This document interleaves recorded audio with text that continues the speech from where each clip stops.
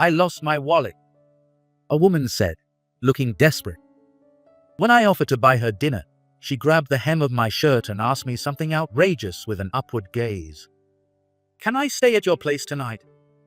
With those teary eyes, I couldn't refuse her. I'm Charles Smith, 28 years old. It's been 2 years since I was transferred from the highly regarded sales department to the planning department. "Charles, did you finish the proposal I gave you yesterday?" At 9 a.m., right at the start of work, Mike called out to me with a smirk. "It's done. I've already sent it to your PC, so check it out," I replied, looking up from my desk, and Mike's smirk turned into a frown. "What? You should report to me once you finish, ASAP. How many years have you been working? And remember, I'm your senior in this department, so use respectful language." Clearly pleased with the quality of my work, Mike grumbled with a bitter face. "Seriously, you're such an ungrateful junior. You were demoted from sales, and I'm kind enough to give you work. It's not easy giving you tasks even a high school grad could do," he said with an intensified tone. Barely maintaining a smile, his mouth twitched and his temples pulsed. He sure has expressive facial muscles. "Sure, I joined this company with just a high school diploma. And you joined with a college degree. We're the same age, Mike. But who's the senior in this company? You love hierarchy, don't you? You always have something smart to say. When the new hires come in, they'll take over your work in no time." Finally raising his voice, Mike sat down at his desk, face red, and started typing furiously on his keyboard. "I'll return that exact line to you someday." Not wanting to prolong the argument, I kept my last thought to myself. Ever since I was transferred from the sales department to the planning department 2 years ago, Mike has targeted me. The sales department is the star of the company. Being moved from there to planning, I'm seen as someone who was demoted. It seems that my presence in the prestigious sales department, despite only having a high school diploma, hurt Mike's pride, given his degree from a famous university. He often dumps busy work on me or makes sarcastic remarks. He sure shows me a lot of affection. But he doesn't like how I quickly finish the tasks and dodge his jabs with ease. Our daily routine changed recently. Starting today, new employees will be assigned to each department. This year, 3 new members are joining our planning department. During the morning meeting, which started with the manager's greeting, the 3 new employees introduced themselves. The only male new hire, James, a trendy-looking woman, Jennifer, and a woman with a ponytail and thick glasses, Margaret. The first 2 have that typical freshness of new hires. On the other hand, the last to greet us, Margaret, said, "I'm Margaret Williams. Nice to meet you." Her voice sounded distant, like it was coming through thick glass, just like her glasses. "Well, I'll leave the rest to each OJT supervisor." The manager cleared the slightly gloomy air after Margaret's greeting with a cough, handing off the new hires to their respective trainers. Since I'm not assigned to train anyone, I went back to my desk and started working. "Charles, you're in charge of training from tomorrow. I've informed the higher-ups." Later that evening, Mike suddenly said this to me. "What?" "It's about Margaret. This is Charles. He'll be your trainer from tomorrow. Don't worry, he's senior to me." With a smile, Mike patted my shoulder and returned to his desk. He's probably told the higher-ups something convenient to change the OJT trainer to me. Margaret, with her thick glasses, looked down apologetically. Mike, who was supposed to train Margaret, didn't seem to like this plain girl. I can just imagine how badly he treated her today. He's always so cold to people he finds useless or doesn't like. "Excuse me." Margaret hesitantly called out to me, and I realized she was there. "You're done for today. Just review what you learned today." She said sure and returned to her desk. I noticed her hands clenched tightly, showing her nervousness and the anxiety of being passed around by seniors. I'll invite her to lunch tomorrow. With that thought, I started planning the training schedule for the next day. But for the next week, sorry, I brought my lunch today. I don't have much of an appetite. My stomach's upset. I'm on a diet. No way. Has this ever happened? She's turned down every lunch invite this week. During lunch, I slurped my instant noodles and complained to my colleague, who was eating a salad pasta next to me. She probably doesn't like you. With my colleague's uninterested response, I became even more confused. No way. Did I do something? Oh, but... My colleague continued. I saw her drinking coffee in the break room yesterday. Didn't seem like she was eating anything, though. I quickly finished the remaining broth in my instant noodles and stood up. Carrying a plastic bag, I headed to the break room. On the way, I passed by Jennifer and another female employee from a different department, talking. Their casual conversation indicated they were probably new hires from the same cohort, but assigned to different departments. Margaret wore the same clothes this morning again. No way, isn't that bad? James said he saw her coming out of a 24-hour cafe this morning. Could she be homeless? I pretended not to notice Jennifer's panicked expression as I passed by. Poor girl. Recalling a term I recently learned, I reached my destination. You can't fill up on just coffee. I stood over Margaret, who was sitting in a corner of the break room, holding a company-provided coffee cup. Charles. Her surprised expression turned gradually awkward as she looked down. I'm sorry for turning down your invitations. I usually don't eat lunch, and I'm not really hungry. As Margaret offered excuses I hadn't asked for, a loud growl from her stomach echoed between us. Here we go. I handed her the plastic bag I brought. What? Spicy kebab from the kebab shop downstairs, so you should find at least one you like. Eat up. I pushed the bag closer to Margaret, who looked at it and me with a puzzled expression. But I feel bad accepting this. Look, do you plan on sitting next to me all afternoon with your stomach growling? It's distracting. Plus, you can't concentrate if you're hungry. Go on, pick one. Thank you, I'll eat.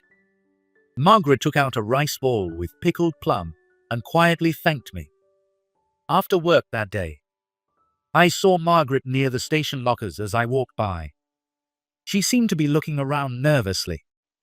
Maybe she was being cautious about running into someone she knew, but her suspicious behavior made her stand out even more.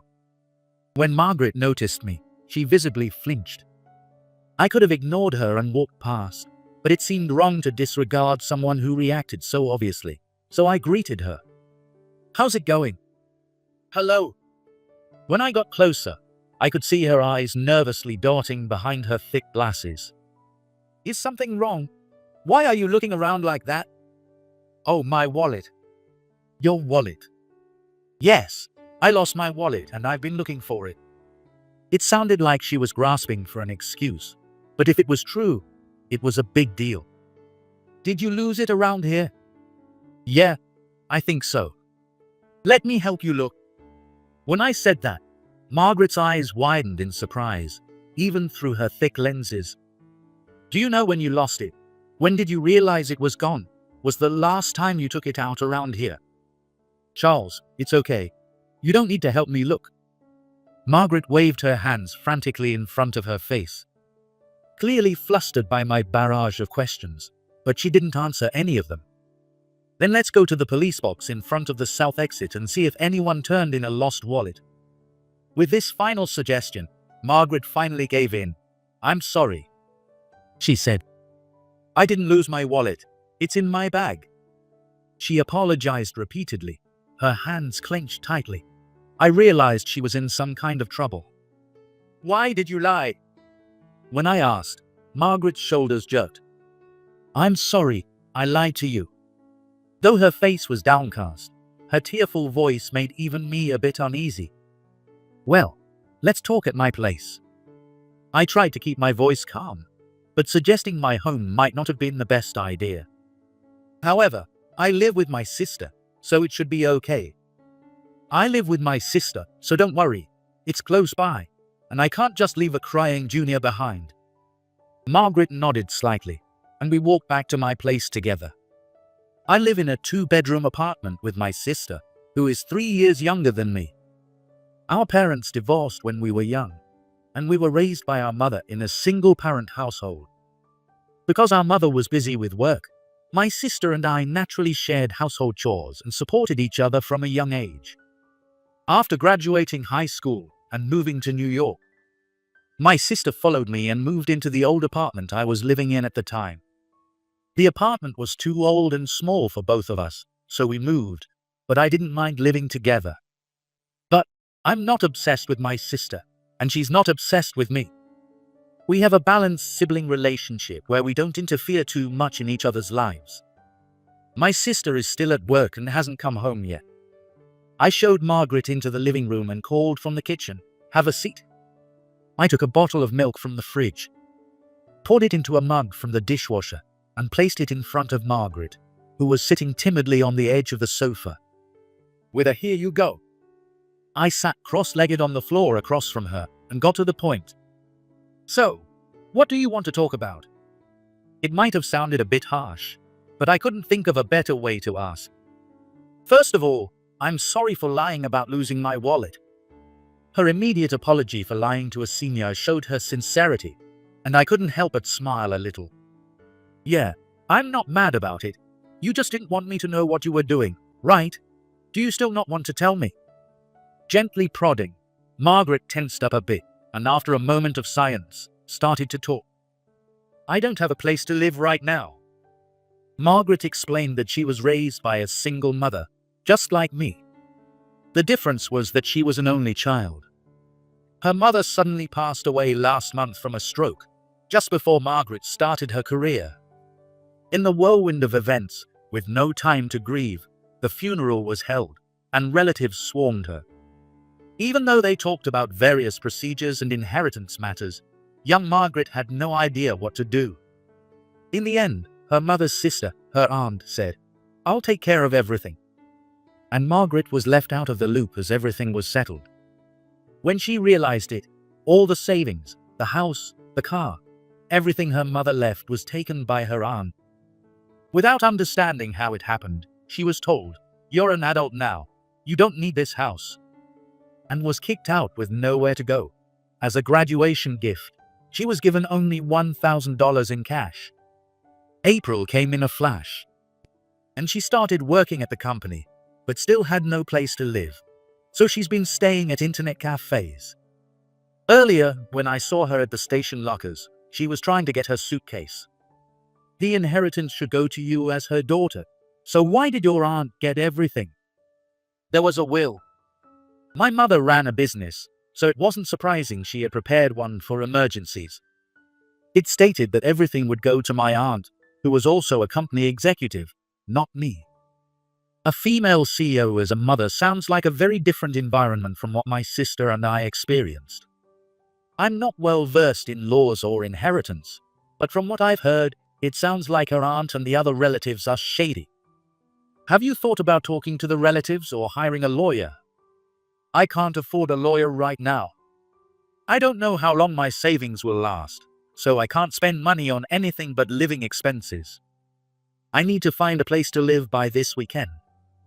It's clear that unless Margaret takes action, there's nothing I can do to help her right now. As she spoke with her head down, Margaret continued, "And I think my mother really didn't want to leave me anything." Her tone suggested resignation. "I don't believe all parents love their children. My father never paid child support or visited us after the divorce. Maybe he had reasons, maybe not. It doesn't matter. I believe he didn't love us." If Margaret thinks her mother didn't love her, regardless of the reasons, then that's likely the truth for her. There's no need to question it further. But in her voice, I sense not just resignation, but sadness as well. It was like she was crying without actually shedding tears. I found myself speaking naturally. "Do you want to stay at my place until you find a home, until you get back on your feet financially?" I was surprised at my own words. Margaret, sitting across from me, had a similar expression of shock.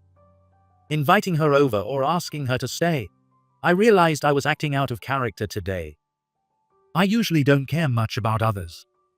Why was I so concerned about this new hire? Would that really be okay? I thought Margaret would refuse, but her hesitant voice seemed mixed with a bit of joy. Since I made the offer, I couldn't just take it back. I'll check with my sister, but she's barely home except to sleep, so it should be fine. As her brother, it might be odd for me to say, but my sister, Patricia, is kind. She's competitive and strong-willed, but she loves people and is very helpful. She loves taking care of others.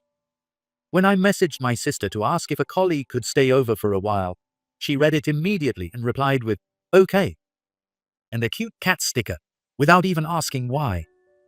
A bit later, she texted, "I'm drinking at a friend's place tonight and won't be back, but you can help yourself to the beer in the fridge." I realized that might be a problem. I had suggested Margaret stay on the premise that my sister would be home, but with her gone, it would just be the two of us. I'm sorry for suggesting it. But since my sister won't be home tonight, would you mind staying at a hotel near the station for tonight? I'll cover the cost. It's not that it's not okay. I understand your sister wouldn't want a stranger in the house. Margaret misinterpreted my hesitation as a rejection, so I corrected her. No, my sister doesn't mind at all, but without her here, it'd just be the two of us. Wouldn't that make you uncomfortable? No, if it's not too much trouble. I'd feel really bad borrowing money directly, but I'll pay for the utilities once I get my paycheck. Our concerns weren't aligning. I looked at Margaret more closely, wondering how she hadn't faced more danger these past weeks. Her hair was pulled back, and her thick glasses obscured her eyes. She always wore the same boring business suit, with her wrinkled shirt buttoned all the way up. Nope, definitely not my type. I knew it was a harsh thought, but it made it easier not to see her as a potential romantic interest, ensuring nothing inappropriate would happen. Yeah, it's fine. You can stay from tonight. Margaret sighed in relief and thanked me with a quiet thank you. Over the past week, I've gotten better at reading her emotions through her voice, despite her lack of facial expressions. We decided to retrieve Margaret's luggage from the station locker in the morning, and I pulled a beer from the fridge. It's Friday night, a perfect time to drink. Welcome to our home. We had a simple meal with a beer and some convenience store food from downstairs. I took a shower first and then relaxed on the balcony. Thank you for the shower. Is it really okay to borrow your sister's t-shirt, Charles? Margaret's voice called out when I didn't respond. Oh, the shirt. Yeah, it's fine. I looked back outside. I remembered Mike's comment that her facial features aren't bad. Her slightly wavy hair seemed natural. Without her thick glasses, her eyes were surprisingly large and captivating. Wearing my sister's old t-shirt, Margaret's delicate collarbones were visible, giving her a completely different look. For a moment, I was at a loss for words. I might need to reconsider my perception of her as a potential romantic interest. When I glanced at her again, she had put her thick glasses back on, and I felt a slight relief. Why am I relieved? I shrugged off my confusion and headed to the closet to get a futon for guests. I didn't realize my own feelings would keep me up that night. A soft knock woke me up. It was just before 2 a.m. I opened the door to find Margaret standing there instead of sleeping on the sofa. What's wrong? Is it too cold? Do you need an extra blanket? I asked, thinking the light blanket might not be warm enough for an April night, but Margaret shook her head. If she wasn't cold, maybe the sofa was uncomfortable. It folds out into a bed, and my mother has slept on it without issue, unshoe. I waited for her to speak. I couldn't sleep. Can we talk for a bit?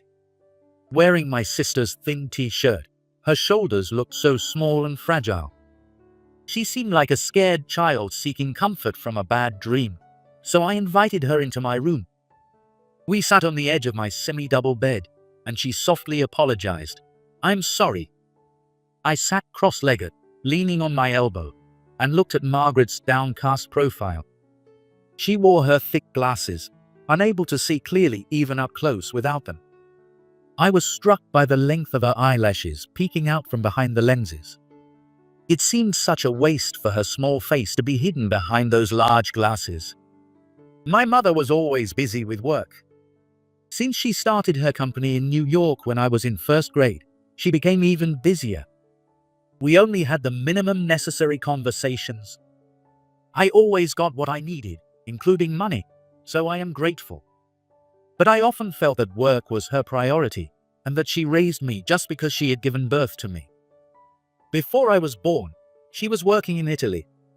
She met my father there and got pregnant, which is why she returned to America and had me. I always thought she wanted to stay there and even establish her company in Italy. When she passed away suddenly last month, my aunt told me there was no way she would leave everything to someone like me. Instead of feeling sad, I just accepted it. I thought I must have been a burden to her. As Margaret spoke, her voice grew fainter, and she nervously clasped her hands on her lap. I placed my hand over hers. I don't know what your mom was thinking, but if she really resented you, you wouldn't have grown up this well. Spending money on you is something only a parent's love would compel. I don't know if her mother loved her, but to raise a child properly takes some emotion. Her mother must have had a sense of duty and affection for her. Margaret's eyes, behind her thick glasses, widened in surprise at my words. Yeah, my mother did think of me as her child. Margaret seemed to be recalling her memories with her mother, her expression a mix of longing, tenderness, and a hint of sadness. It was the first time I'd seen her smile, and it pained me to see that her smile carried such sorrow. Charles, I'm really sorry. I have no close friends because of my personality. My relatives only care about my mother's inheritance. I couldn't ask anyone for help. But being alone, I was scared every day. When you bought me spicy kebab at lunch today and noticed me at the station, I was so happy. Even though I knew it was selfish, I wanted to rely on your kindness. I'm sorry for being just a company junior. Her eyes behind the thick glasses shimmered with tears. I'm the type of person who doesn't do anything I'm not interested in or don't like. I didn't want to leave you alone, so don't apologize and don't think you're a burden. Honestly, I didn't know why I was doing so much for a new hire. But I felt it was the right thing to do. Thank you. Margaret gave a relieved, shy smile, and I smiled back. We chatted about trivial things for a while, and soon Margaret's head began to nod sleepily. Feeling sleepy? When I asked, her nodding stopped abruptly. Sorry, your voice just made me feel so safe. She seemed to be drifting back into sleep, unable to resist the drowsiness. Margaret's words made my heart skip a beat, but she didn't seem to realize it. I kept my composure and gently removed her glasses. You can sleep here. My heart skipped another beat as I saw her eyes again. I couldn't look away from her large, expressive eyes. They were slightly red from the tears and sleepiness. Good night. I covered her eyes with my hand, and she quickly fell asleep. I slowly laid her down on the bed. She likely hadn't slept well since being kicked out of her home, but now she could finally rest deeply. I'll let her sleep here tonight. I gently stroked her soft hair and lay down beside her. The next morning, when I opened my eyes, Margaret's face was right in front of me. What? I jumped up in surprise. Charles, good morning. Wait a minute. Didn't I sleep on the sofa last night? Why is Margaret here?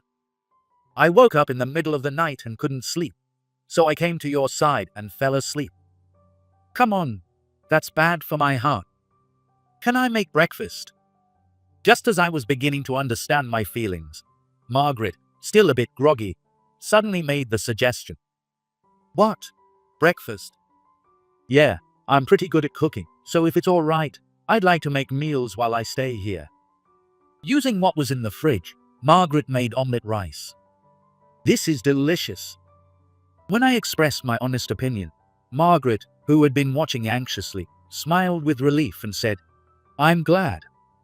It seemed like Margaret was more expressive today, maybe because she felt much safer with me after yesterday. This omelette is really to my liking. I finished it in no time. If it's not too much trouble, would you like me to make you lunch for work? Charles, you always eat junk food or unhealthy food, right? Really, I can give you money for lunch though. At that moment, I heard keys jangling at the door, followed by it opening and my sister's casual voice calling out, "I'm home." She walked into the living room and saw Margaret sitting across from me, her mouth dropping open in surprise. "What? You're letting someone stay, and it's a girl. I thought it was a guy." Margaret shrank back, apologizing timidly.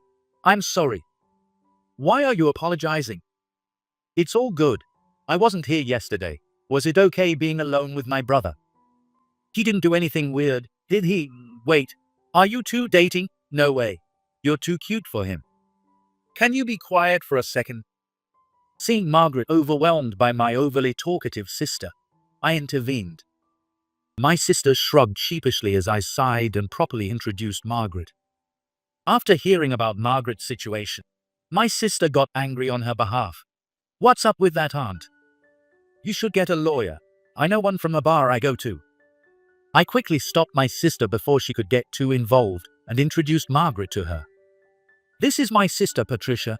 As you can see, she's noisy and annoying, so don't feel like you have to be polite. You're one to talk." "Shut up, big mouth." "You shut up." Our introduction turned into the usual sibling squabble, making Margaret giggle. Seeing this, Patricia beamed. "She's so cute. She can stay here as long as she wants. Is that really all your stuff? What about your regular clothes? You can borrow mine until you get your own." Patricia pulled Margaret by the hand into her room. "You can wash the dishes," she added, implying I should stay out. A while later, Patricia emerged with Margaret. Margaret was now wearing a light green dress with a matching jacket. It was office casual, but made of soft material and had a relaxed design. Her hair was loosely styled, her glasses were off, and she had light makeup, making her look a bit more mature than usual. "You look beautiful. It really suits you." When I said that, Margaret blushed. "Right, I fell in love with this outfit at first sight, but it didn't quite suit me. It looks perfect on Margaret. You can have it." Patricia, already calling Margaret by a nickname, declared happily. "I haven't seen myself yet because I don't have my glasses, and it looks expensive. I can't accept it." "It's fine. Clothes are happier being worn by someone they suit rather than someone they don't. You couldn't fit into it, could you?" "Shut up," I muttered, and my sister snapped at me. I hit the mark. She probably bought it without trying it on because it looked cute. "This brand has a mix of elegance and cuteness, which I think suits you perfectly, Margaret. How about we go to the store together next time? It's called Sonyo, a sister brand of font that launched last year." "Font?" "Yeah, don't you know it? It's quite a famous brand." Even I, who isn't into fashion, had heard of Font, a well-known domestic brand. Hearing that name, Margaret was visibly shaken. "This is my mother's brand." Her softly spoken words surprised both me and my sister. Margaret's mother was the designer and CEO of the brand. The designer of Font was named Barbara Williams. I was astonished to realize that the daughter of the famous Barbara Williams was Margaret Williams. Anyone else would have boasted about it, but Margaret just looked down, keeping her thoughts to herself. From what she had told us yesterday, thinking about her mother's brand might be too painful for her. Seeing this, Patricia, who had been buzzing with energy moments ago, spoke quietly. "Font is a high-end brand for people in their 30s and 40s, stylish and quite expensive. But the Sonyo line launched last year is more affordable and targeted at people in their 20s. Margaret, do you know what sogno means in Italian?" Margaret shook her head. "It means dream." Margaret's head snapped up.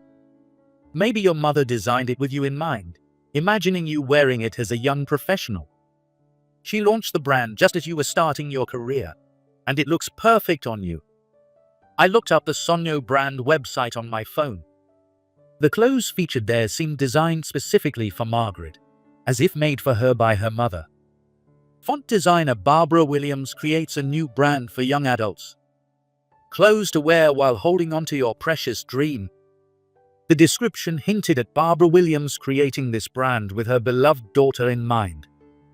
No way, Mom. Tears fell from Margaret's eyes. Barbara Williams, the world-renowned designer, clearly had deep love for her daughter, Margaret. I didn't know anything about the brand. I assumed my mom didn't want to know me, so I didn't try to know her. I'm sorry, she repeated, apologizing to her mother who could no longer hear her. I gently embraced Margaret as she cried. Patricia looked a bit surprised, but quickly nodded at me and left the room. Patricia has good instincts. She probably sensed my feelings from my unusual behavior. She might also be giving Margaret privacy to cry without being seen, as we sat alone in the room. I spoke softly to Margaret while she continued to cry in my arms. You can't keep regretting the past. It will only hold you back. What you can do now is honor your mother's wishes. She wanted you to embrace your dreams. Your mother wanted you to live with hope for the future. Dreams. Yes, pursuing dreams made your mother happy, and naming you Margaret was her way of showing how much she cherished you. These might just be comforting words. I don't truly know what Barbara Williams was thinking. But is it wrong for those left behind to seek some solace? It might seem out of character, but I want Margaret to look forward and move on. I want her to lift her head and smile with those beautiful eyes. So, I'll say whatever it takes. When Margaret finally lifted her head, her eyes were still wet with tears, but the sorrow clouding them seemed to have lifted. I want to be someone who can proudly wear my mother's clothes. She smiled through her tears, sharing her new dream. The following week, when Margaret came into the office, everyone was stunned. Her wavy hair was down, she wore natural makeup, and the thick glasses that had become her trademark were gone. She wore a trendy pantsuit, borrowed from Patricia. The transformation from the somewhat rural and increasingly unkempt appearance she had until last week was striking, naturally drawing everyone's attention. Most notably, everyone finally noticed her beautiful face, particularly her captivating eyes that had been hidden before. Margaret, what happened? A makeover? Her colleague, James, asked, looking flustered. Yeah, does it look strange? Margaret looked up at James with a worried expression, her natural gaze upwards making her even more endearing. James blushed slightly.